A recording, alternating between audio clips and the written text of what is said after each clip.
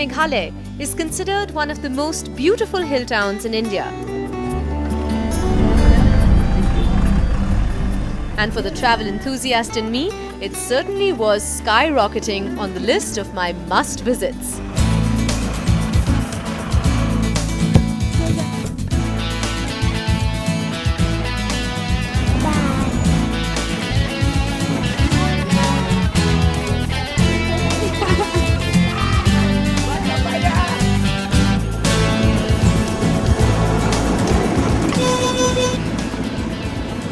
Not quite sure of where to begin, I follow the usual recommendations. My first stop is Ward's Lake. Situated in the center of the city with its meandering footpaths and boating facilities, Ward's Lake marks the transformation of Shillong from a small village to mini England in 1800s. Sir William Ward, the then governor of Assam, enlarged and landscaped its gardens and constructed this wooden bridge, thereby intensifying British Raj's love affair with Shillong. A haven for revelers and silent watchers alike, this one's an absolute déco.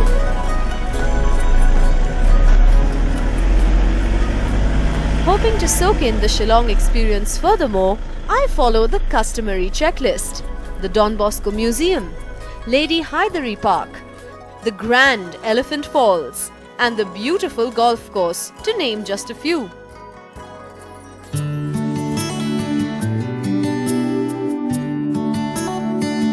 Situated at almost 1500 meters above sea level and ensconced in emerald hills, Shillong quite rightfully deserves the sobriquet given to it, that of the Scotland of the East.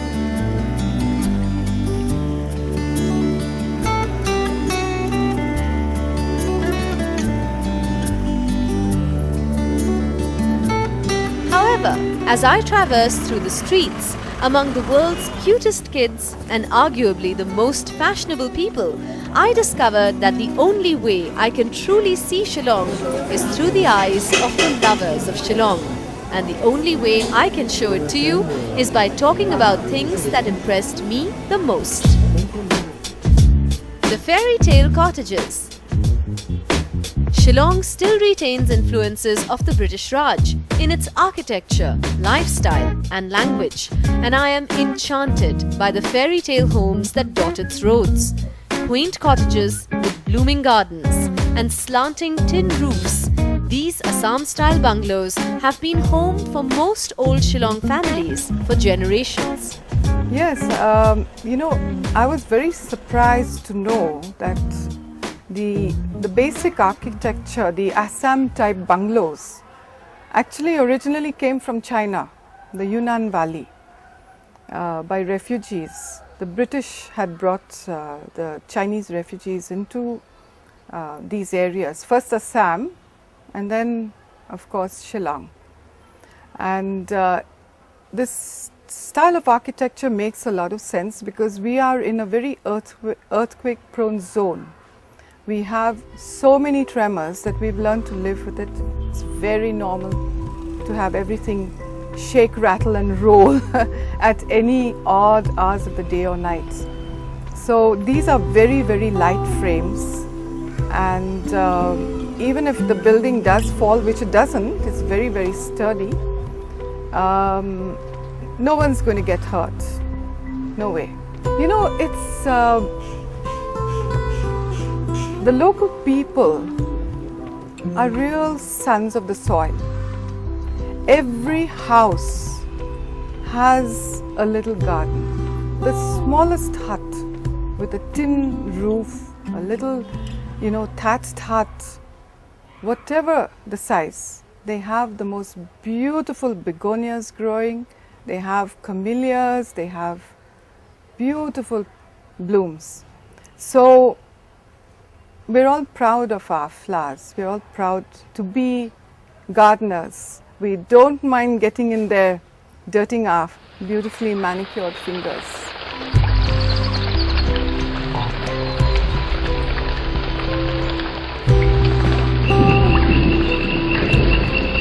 For me, there's certain quintessential things about Shillong's prettiness. the sound of rain on a tin roof. That's a typical Shillong experience for me. You will not get that in Bangalore, in the south, or in a big city.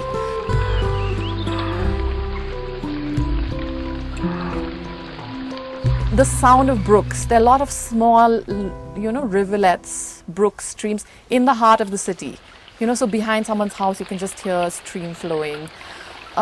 Things like that. The home is the kingdom. Shillong has lovely little cottages all over.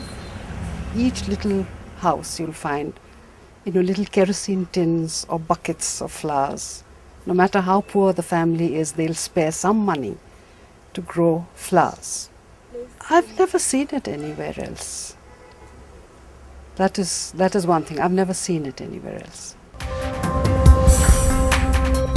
Education.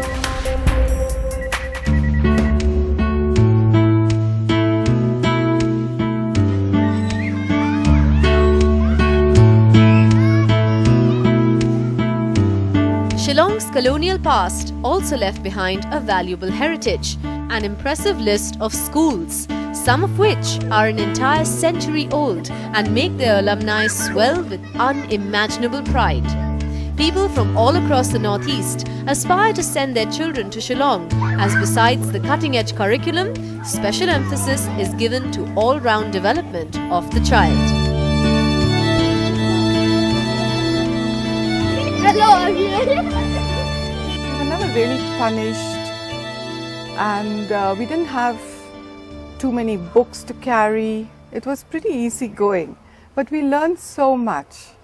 There was a lot of physical activity, basketball, games, a lot of games, and that was compulsory.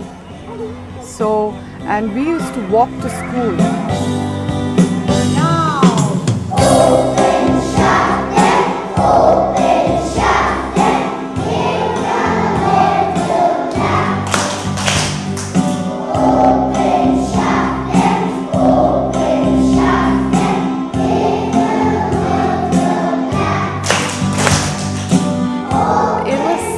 It was very formative experience.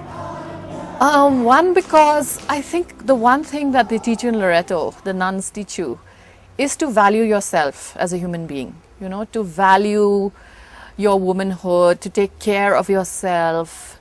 And that's part of the education, that you have to treat yourself with respect. And the other part for me was English. I will be happy or she will be happy? She will be happy. I mean, all the subjects were important, but somehow to speak well was really considered very important. And the most popular girls and the head girls and all were always girls who could speak very well. So I think those two things. School days. Oh, we used to have fun. But we had very good teachers, all Irish nuns. And my English teacher, again, she was very good. And she always told me, Valerie, your handwriting is like a drunk spider walking across a page. So please improve it. And every time I write a letter, even today, those words come back to me, and I will try my best to make my handwriting legible. Though Shillong has been the most coveted education hotspot, it is the higher education that has really stolen the show. Premier institutes like NIFT, NEHU and the recently opened IIM attract students from all over the country to come and pursue higher learning in their large and beautiful campuses. 5 years into the management education and we have already set a brand mark for ourselves. That is which defines Shillong to me. I mean, the perseverance and sailing through the challenges with confidence. That's what Shillong inspires me the most. IIM, it's a haven for learning, and Shillong is a paradise in itself. And when you put both of them together, the combination can get no better. When I came to Shillong, the first thing that I noticed was the beauty, and the second thing that attracted me was the sheer energy this place has. You feel energized by the presence of people around you, the colors, everything is so great. The people here want to have fun, and that is very evident in their culture. Any street you go into, you'll hear music playing, someone else is dancing, and there's so much color out here that you just love it and it energizes you to the core. there was a lot of thinking that went into it. But last year, I think we've seen it all. We've had corporates coming from all over the country. We've had TAS, we've had GSK, Pfizer, Tata Motors, Tata Steel, and which pretty much shows that yes, we are going in the right direction. Shopping in Shillong.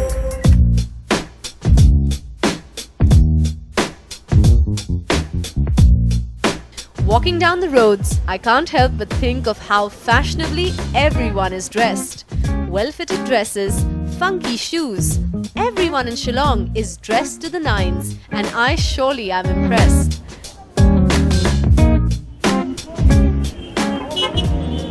I was quickly pointed in the direction of Police Bazaar, where everything from shoes to bags to brilliant clothes is available, and that too at bargain prices. Police Bazaar, yes, I loved going to Police Bazaar. Glory's Plaza is another beautiful shopping area. You get things cheap and you get very good shoes in Shillong. Nowhere else have I seen good shoes. I bought shoes in Bangkok with my daughter, but I still prefer the shoes, especially walking shoes. You get very good walking shoes in Shillong.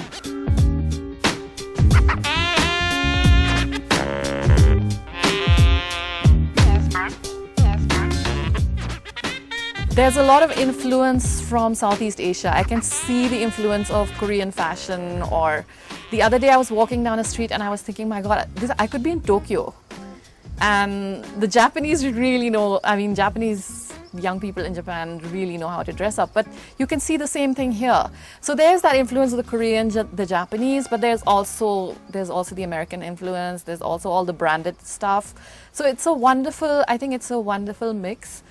It's quite good that we come to Shillong to buy shoes, footwear, the best. You won't get this anywhere.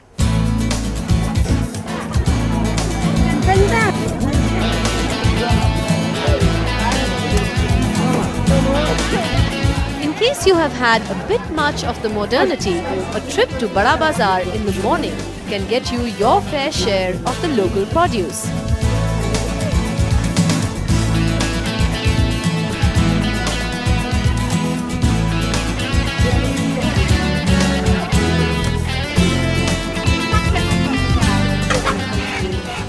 Shopping here is clearly not for the faint-hearted, but a trip through its lanes is sure to give you all the flavors, sights, sounds and smells of the colourful, vibrant mosaic called Shillong.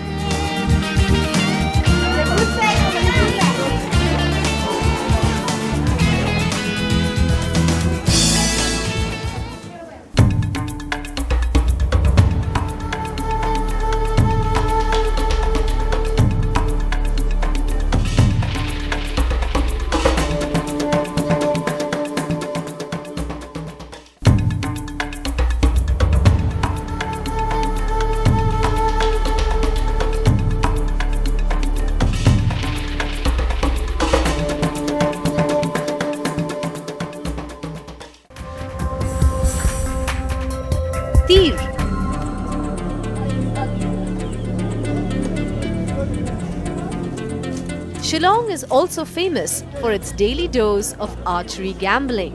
There's nothing illegal about betting in Meghalaya.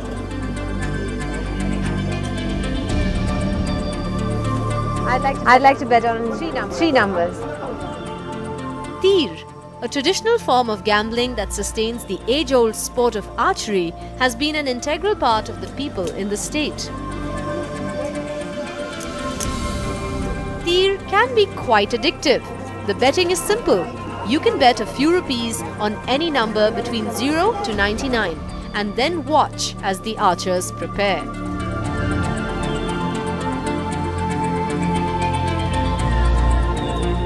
Every evening, 2 rounds of archery take place, where archers from different archery clubs try and shoot as many arrows at a target as they can in 1 minute. It may not seem like a lot of time, but these guys are thorough professionals. The arrows are counted out ceremoniously, and the last 2 digits of the final figure is the winning number. My one evil obsession. It is, people have lost a lot of money on it, but there are others who have built on it. And I know one time I lost all the money we had kept aside for our honeymoon. It was given to me for safekeeping, and I kept it really, really safe in the tea house. I lost every penny till the day we were leaving. Okay, when we were kids, my parents were always like, don't go near the tea shops. So I always grew up, only knowing that tea is a bad thing and knowing nothing else about it. So in my mind, it was just something to do with a bow and arrow and something bad. And I only put it together much later as an adult, that is actually people sitting in a field, actually, arrows flying to a post, and there's this whole gambling. It just took me so long to figure that out.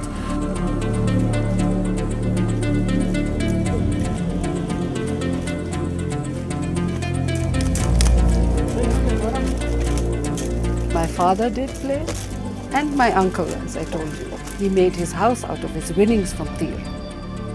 He'd go to the post office to put all his savings in there, and finally the house is still standing.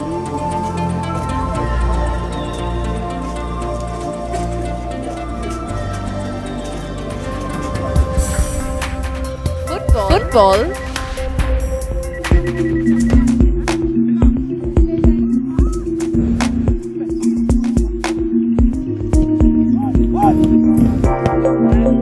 Football is not just any sport in the Northeast, but an obsession with as many players as it has admirers.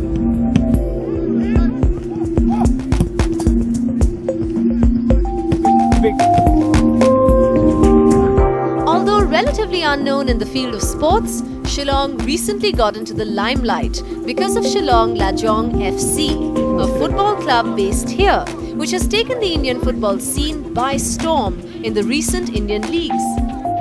Football to me means empty offices. People are so addicted to it. It's the best time to drive around Shillong because the roads are empty. Everyone's on the football field.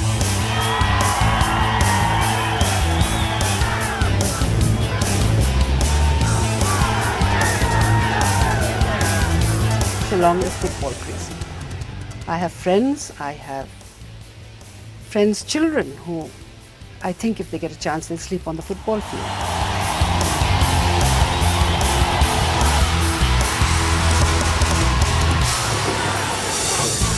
In 1982, the football fans of Shillong were deeply concerned that the local football clubs were quite mediocre and firmly believed that their state had it in her to produce footballing greatness with the right infrastructure, the right training and the right player combinations. Their objective was to give the fans much more to cheer for. Thus, Lajong Sports Social and Cultural Club, Lajong meaning our own, was born in 1983.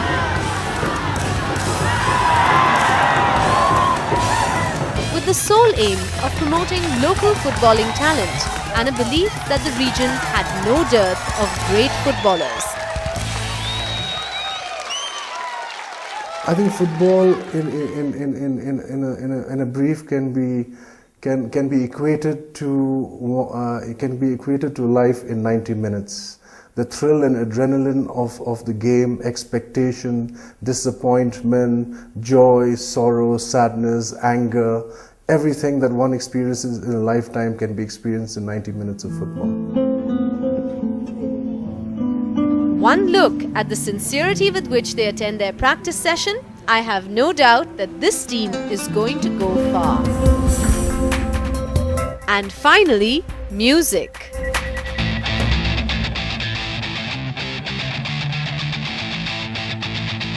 Rock and roll is alive and well in Shillong.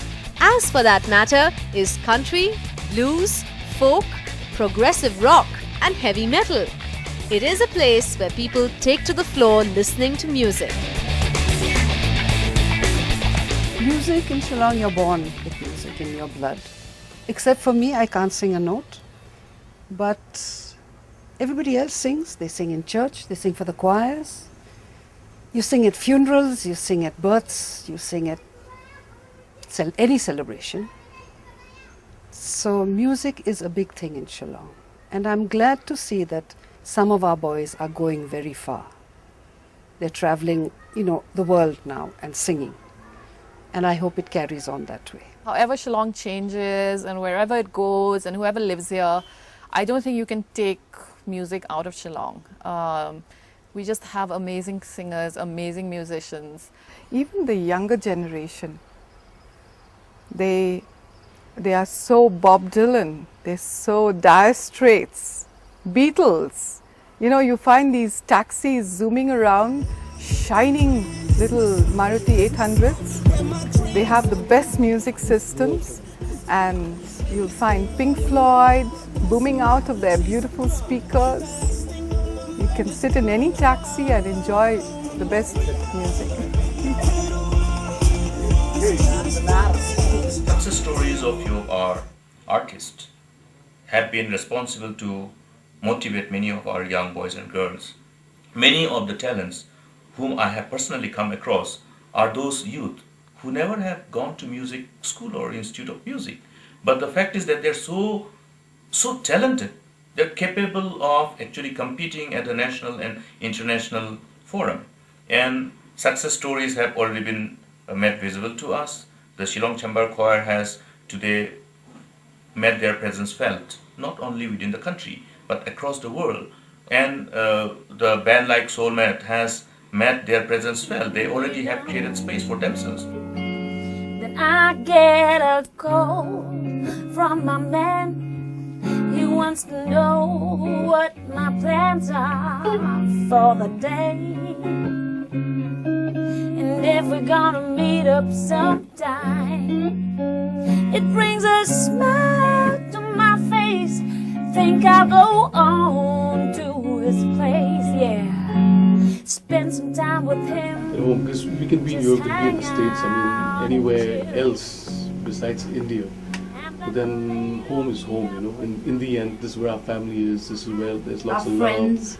The food we eat. It's, all these little things count, I know we can go and adapt, but then I don't know if we'll have the inspiration will be there, the same feel for our songs, for the music, and that's important for us because we're musicians, and this is where we get our strength from, that way. We don't mind going to the city maybe for a week max. And that's what, that has made music more beautiful, Being from this little town, it's just made us the person that we are. And our lifestyle, every day you're with your family. It's different, man, it's really different. When you're in the city, you're all by yourself. But here, it's like grandmother, grandfather, mom, dad, everyone. In the morning, good morning all. Good morning, neighbors. You don't do that in the city, man. When I wake up in the morning, it just wakes me up so gently and gets me ready for what the rest of the day has in store for me.